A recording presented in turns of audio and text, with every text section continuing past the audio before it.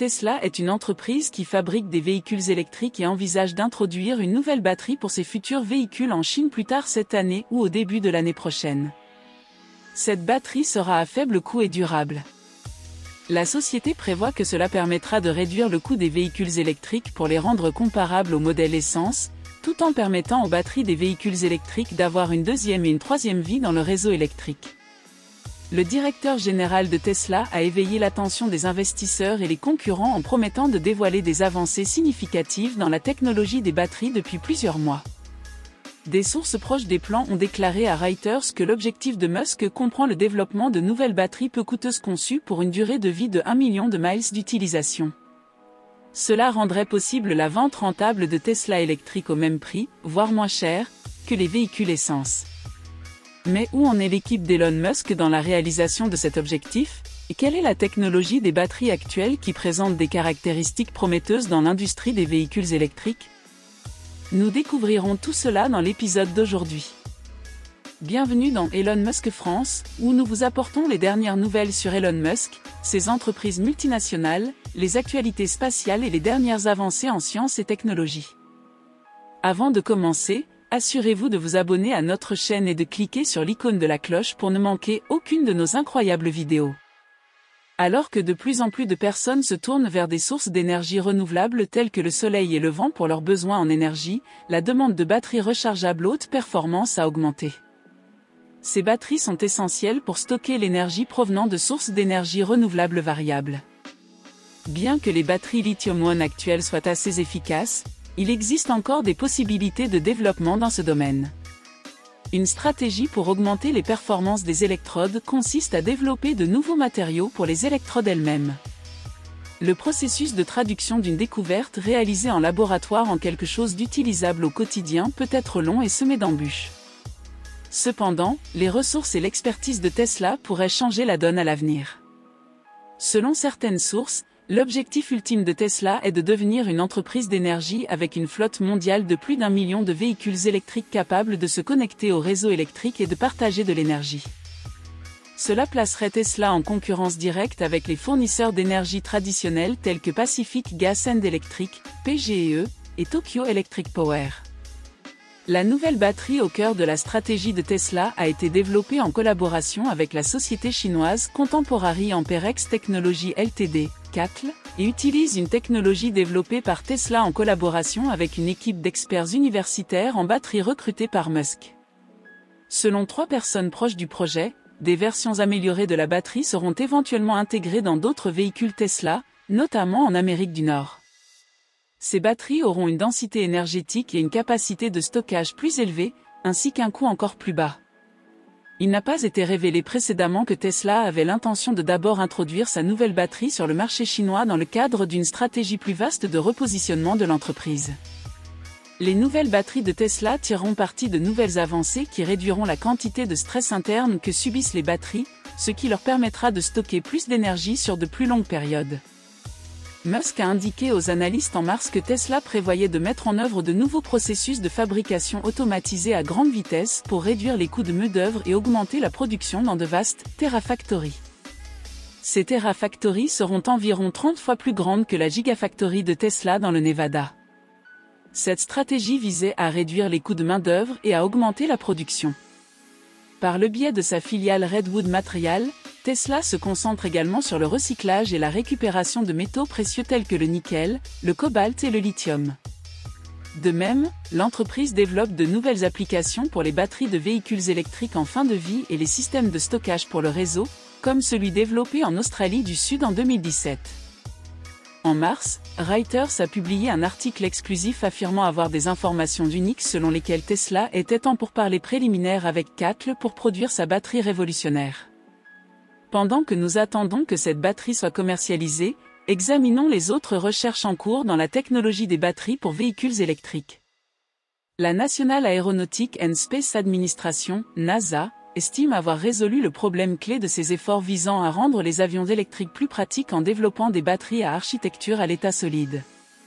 Ces batteries sont plus légères et capables de stocker plus d'énergie que les batteries au lithium-ion, ce qui en fait une technologie prometteuse pour l'industrie de l'aviation électrique. Les batteries à état solide existent depuis un certain temps. Cependant, jusqu'à la découverte la plus récente de Saber, la technologie n'avait pas évolué au point d'être acceptable pour l'utilisation dans des appareils massifs. Un autre avantage significatif que les batteries au lithium-ion ont eu depuis longtemps sur les batteries à l'état solide est la capacité de décharger leur énergie stockée de manière significativement plus rapide que les batteries à l'état solide. Saber affirme avoir développé une solution novatrice à ce problème sous la forme d'une innovation capable d'améliorer le taux de décharge d'une batterie à l'état solide par un facteur de 10, puis par un autre facteur de 5. Selon Rocco Vigiano, le chercheur principal chez Saber au centre de recherche Glenn de la NASA à Cleveland, nous nous approchons de cette nouvelle frontière de la recherche sur les batteries, qui pourrait surpasser les capacités des batteries au lithium-ion. Ce design non seulement élimine 30 à 40% du poids de la batterie, mais il nous permet également de doubler, voire de tripler, l'énergie qu'elle peut stocker, dépassant ainsi les capacités des batteries au lithium-ion considérées comme état de l'art. Est-ce que le vol plus écologique est à portée de main? Lorsqu'il s'agit de la sécurité des avions, la priorité est absolue. Si un avion électrique risquait de prendre feu en plein vol, vous n'y monteriez certainement pas, n'est-ce pas? En effet, les batteries au lithium-ion contiennent un liquide hautement inflammable et sujet aux fuites. Chaque cellule de batterie est contenue dans son propre boîtier en acier, ce qui contribue au poids total de la batterie. De plus, les batteries au lithium-ion peuvent toujours provoquer un incendie en cas de dommage. En revanche, les batteries à l'état solide peuvent être utilisées malgré les dommages qu'elles ont pu subir. De plus, elles ne contiennent aucun liquide, ce qui signifie qu'elles peuvent être empilées verticalement dans un seul boîtier, ce qui permet de maximiser l'espace et facilite leur transport. Les chercheurs de la NASA ont découvert que les batteries à l'état solide peuvent fonctionner à des températures 2 fois plus élevées que celles tolérées par les batteries au lithium-ion. Ces conditions sont similaires à celles rencontrées par les avions lorsqu'ils passent rapidement des basses aux hautes altitudes. Les batteries à l'état solide peuvent accomplir cela avec moins de technologie de refroidissement par rapport aux batteries au lithium-ion. Cette technologie de batterie a attiré l'attention du gouvernement des États-Unis et de l'industrie de l'aviation en tant qu'approche potentiellement utile pour réduire la pollution de l'air due aux voyages aériens. Bien que cela ne soit pas encore réalisable à l'échelle commerciale, les chercheurs de la NASA collaborent avec des universitaires de diverses institutions universitaires pour développer davantage cette technologie de batterie. Pendant ce temps, des rubans d'une épaisseur d'un atome, composés de phosphore allié à de l'arsenic, ont le potentiel d'améliorer les performances de divers dispositifs électroniques tels que les batteries, les supercondensateurs et les cellules solaires. Les nanorubans de phosphore ont été découverts en 2019 par des chercheurs de l'UCL, et il était prévu que leur découverte révolutionnerait divers produits, y compris les batteries et les capteurs biologiques. Les chercheurs affirment que leur découverte aura cet effet. Le prétendu « matériau miracle » est désormais utilisé pour prolonger la durée de vie des batteries au lithium-ion et améliorer les performances des cellules solaires. En raison de leur faible capacité à conduire l'électricité, les matériaux composés uniquement de phosphore étaient difficiles à utiliser dans de nombreux contextes. Dans la nouvelle étude publiée dans le Journal of the American Chemical Society, les chercheurs ont créé des nanorubans de phosphore avec de petites quantités d'arsenic. Ces nanorubans de phosphore étaient capables de conduire l'électricité à des températures supérieures à -140°C, tout en conservant les propriétés hautement utiles des rubans composés uniquement de phosphore. Le Dr Adam Clancy, auteur principal de l'étude en chimie à l'UCL, a déclaré dans un communiqué de presse: « Des travaux expérimentaux précoces ont déjà montré la promesse remarquable des nanorubans de phosphore, créés pour la première fois par notre équipe de l'UCL en 2019. Par exemple, en 2021, il a été démontré que les cellules solaires au perovskite pourraient collecter plus d'énergie du soleil si une couche de nanorubans était ajoutée en tant que revêtement protecteur.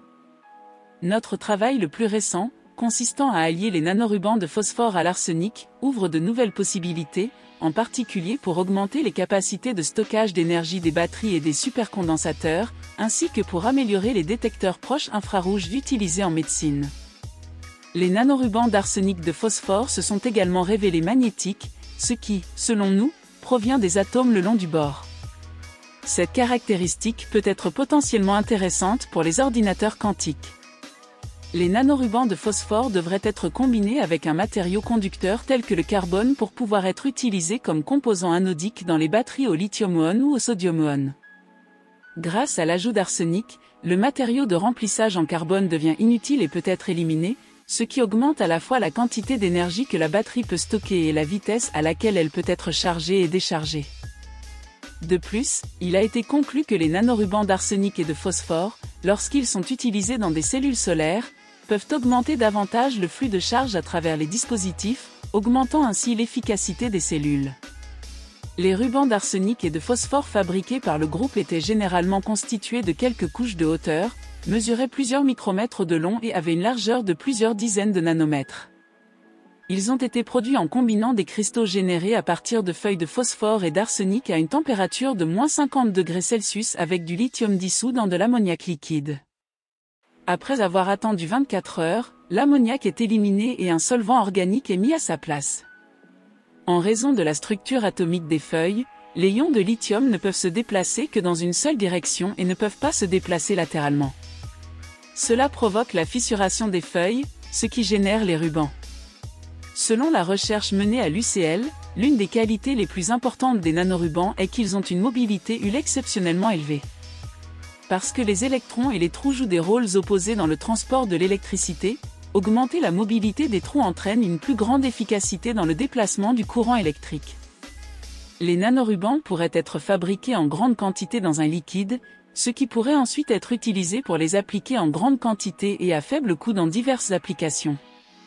De même, des chercheurs de l'université King Abdullah des sciences et de la technologie ont démontré l'utilisation d'impulsions laser pour modifier la structure d'un matériau d'électrode alternatif prometteur appelé MXene.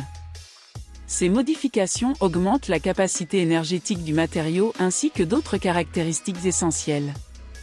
Les chercheurs espèrent que cette approche pourra contribuer au développement d'un matériau d'anode supérieur pour les générations futures de batteries.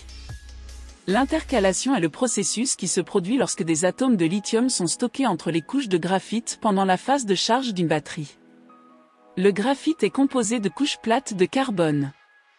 Les MXene contiennent des couches capables d'accueillir du lithium, mais ces couches sont constituées de métaux de transition tels que le titane ou le molybdène liés à des atomes de carbone ou d'azote, ce qui rend le matériau très conducteur.